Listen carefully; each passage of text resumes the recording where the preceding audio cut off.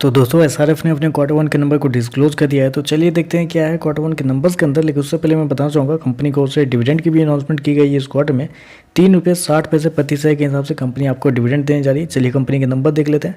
Data basically यहाँ पे cross में दिया गया। तो देखिए पिछले क्वार्टर की बात करें तो पिछले क्वार्टर में कंपनी का टोटल रेवेन्यू जो कंपनी ने ऑपरेशन के थ्रू जनरेट किए थे अप्रोक्सीमेटली बोल सकते हैं 3,570 करोड़ के आसपास। पिछले साल 3,338 करोड़, जबकि अभी देखें तो बढ़ गए 3,464 करोड़ के आसपास आपको देखने को मिला। तो साल दर साल देखें तो साल दर साल कंपनी के रेवेन्यू के अंदर लगभग बोल सकते हैं आप 4% के आसपास का जंप आपको देखने को मिल रहा है।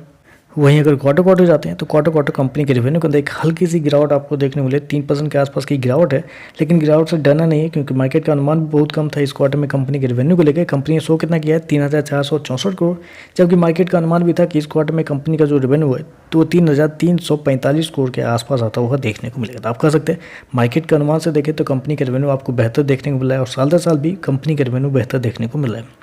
खर्चे की बात करते हैं, पिछले क्वार्टर में 3,149 करोड़ खर्च किए थे, पिछले साल 2,864 करोड़, जबकि अभी देखें तो कंपनी खर्चे 3,145 करोड़ के आसपास आपको देखने को मिले। तो कंपनी खर्चे देखें तो कंपनी खर्चे ऑन एन एवरेज कर सकते हैं आप थोड़ा सा ज़्यादा है, क्योंकि साल दर साल देखें तो मैंने आपको क्या बताया साल दर साल कंपनी की जो रेवेन्यू है उसके अंदर लगभग 4% के आसपास की तेजी है। लेकिन जब खर्चे के अंदर जाते हैं तो कंपनी खर्चे लगभग बोल सकते हैं आप 10% के आसपास बढ़ते हुए देखने को मिल रहे हैं। चलिए कंपनी का नेट प्रॉफिट क्या निकलता है वो देखते हैं।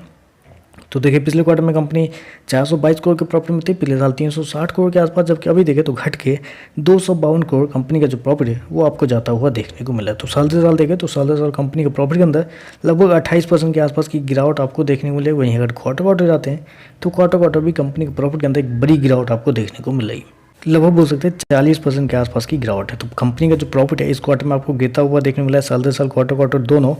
मैं आपको बता दूं कंपनी ने शो कितना किया 252 करोड़ का प्रॉफिट शो किया, जबकि मार्केट का अनुमान था कि इस क्वार्टर में कंपनी का जो प्रॉफिट है वो लगभग 310 करोड़ के आसपास आता हुआ देख। मार्केट मानना था कि कंपनी का प्रॉफिट गिरता हुआ देखने को मिलेगा, लेकिन इतना गिरता हुआ देखने को मिला ये मार्केट का अनुमान नहीं था। मार्केट का अनुमान 310 करोड़ था और कंपनी ने शो किया है 252 करोड़ का प्रॉफिट। तो मार्केट के अनुमान से देखें तो कंपनी का प्रॉफिट कम देखने को मिल रहा है।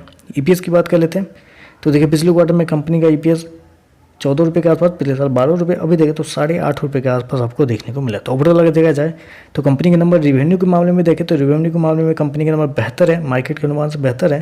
लेकिन प्रॉफिट की बात करें तो कंपनी का जो प्रॉफिट है वो इस क्वार्टर में गिरता हुआ देखने को मिला है और मार्केट का जो अनुमान था कंपनी के प्रॉफिट को लेकर उससे भी कम आपको कंपनी का प्रॉफिट देखने को मिल रहा है। तो चलिए बस आज के लिए बस इतना ही। वीडियो पसंद आए तो लाइक कीजिएगा, साथ में साथ चैनल को सब्सक्राइब जरूर कीजिएगा।